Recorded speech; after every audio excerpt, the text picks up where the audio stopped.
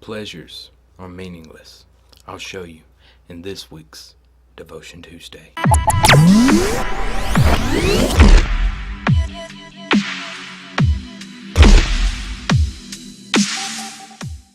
Thank you for tuning into this week's Devotion Tuesday. Today, we're going to be touching on the topic, pleasures are meaningless. Today, we're going to be in the book of Ecclesiastes, in chapter 2, going forward with our Bible study. And today, we're going to be reflecting on key parts of King Solomon's life and the things that he did and the things that he amassed while he was king. I said to myself, "Come now, I will test you with pleasure to find out what is good."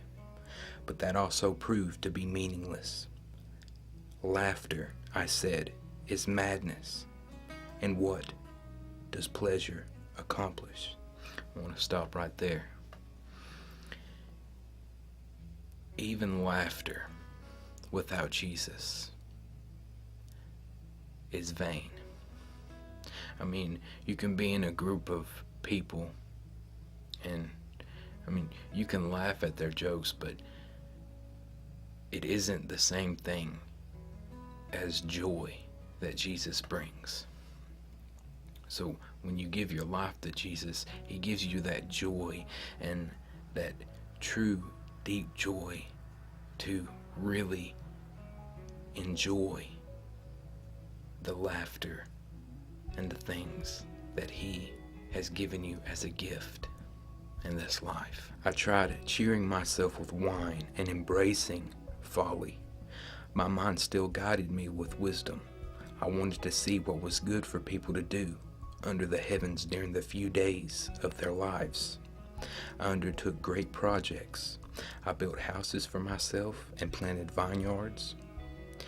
I made gardens and parks and planted all kinds of fruit trees in them. I made reservoirs to water groves of flourishing trees. I bought male and female slaves and had other slaves who were born in my house. I also owned more herds and flocks than anyone in Jerusalem before me. I amassed silver and gold for myself, and the treasures of kings and provinces. I acquired male and female singers, and a harem, as well, the delights of a man's heart. I became greater by far than anyone in Jerusalem before me.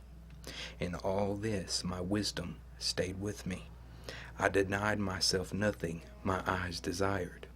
I refused my heart no pleasure. My heart took delight in all my labor, and this was the reward for all my toil. Yet when I surveyed all that my hands had done, and what I had toiled to achieve, everything was meaningless, a chasing after the wind. Nothing was gained under the sun. Now I want to stop right there. You can build houses and restore things to their former condition. You can amass all kinds of great wealth. For King Solomon, he was the richest person ever to live on this earth to date. For his net worth is over $2.1 trillion. For every year, he would receive 666 talents of gold, when translated is over $600 million. So when you add in him having vineyards and slaves, he also had money, millions of dollars. Not only did he have money, but he also had a lot of wives. He had 700 wives and 300 concubines. And he also had 1,400 chariots and 12,000 horses. When you put that into perspective, you might say, man, that's a lot of stuff. But literally everything in his day he owned. There was nothing under the sun that he didn't have. Nothing. But still, he found that after all the things that he'd done, he found that it was meaningless. Meaningless without Jesus. Then I turned my thoughts to consider wisdom and also madness and folly. What more can the king's successor do than what has already been done? I saw that wisdom is better than folly, just as light is better than darkness. The wise have eyes in their heads, while the fool walks in the darkness. But I came to realize that the same fate overtakes them both. Then I said to myself, the fate of the fool will overtake me also. What then do I gain by being wise? I said to myself, this too is meaningless, for the wise, like the fool, will not be long remembered. The days have already come when both have been forgotten. Like the fool, the wise too must die. So I hated life, because the work that is done under the sun was grievous to me. All of it is meaningless, a chasing after the wind. I hated all the things I had toiled for under the sun, because I must leave them to the one who comes after me. And who knows whether that person will be wise or foolish? Yet they will have control over all the fruit of my toil, into which I have poured my effort and skill under the sun. This too is meaningless. So my heart began to despair over all my toilsome labor under the sun. For a person may labor with wisdom, knowledge, and skill, and then they must leave all they own to another who has not toiled for it. This too is meaningless and a great misfortune. What do people get for all the toil and anxious striving with which they labor under the sun? All their days their work is grief and pain. Even at night their minds do not rest. This too is meaningless. A person can do nothing better than to eat and drink and find satisfaction in their own toil. This too, I see, is from the hand of God. For without him, who can eat or find enjoyment? To the person who pleases him, God gives wisdom, knowledge, and happiness.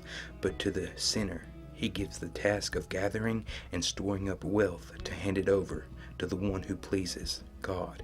This too is meaningless, a chasing after the wind. I would like to reread that one verse. A person can do nothing better than to eat and drink and find satisfaction in their own toil. This too, I see, is from the hand of God. For without him, who can eat or find enjoyment? See, King Solomon, with all of his wealth, all the things that he amassed for himself, he found that without Jesus, there is no happiness, there is no joy, there is no hope. Only Jesus can give you true enjoyment in what you are doing in this life. This is an amazing, amazing verse. See, the richest man, by God's grace and his wisdom, saw that without Jesus, life is vain, it is meaningless. And storing up pleasures for yourself without Jesus, that too is meaningless. I mean, all the indulging in sexual immorality or drugs, all those things, they're vain, because what we humans really want is to be filled, to be loved. Because when we were birthed and born into this world, God created a hole inside our heart that only he can fill. And King Solomon, he realized this, that only Jesus can give us true satisfaction in this life. And that is the truth. Without Jesus, you will never be happy. You will always be searching for something to fill you up. But the truth is that whatever you're trying to fill you up with, the moment that you try to fill yourself up with that thing, they're just empty things. They're kind of like a two-sided coin. You see it as it's gonna fill me up, but once you indulge in it, it leaves you empty, instantly empty again. But I'm here to tell you that Jesus can fill you up so that you'll never thirst again, that you'll never be searching again. You will always be filled with Him. Now, does that mean that you'll never face troubles in this life? No. You're going to go through things just like any other normal human being in this life. But Jesus is there with you because He loves you. And long before you were ever created, He had His eyes on you. He loves you, and He knows you. He knows all about you. He knows your situation, whatever that may be. Trust Him with your need and allow Him to fill you up with His living water and to satisfy you with His love afresh this new day. Thank you for tuning into this week's Devotion Tuesday. I hope you've been blessed. Hope you've been encouraged. Just remember that Jesus loves you, and He is for you, and He is with you. God bless.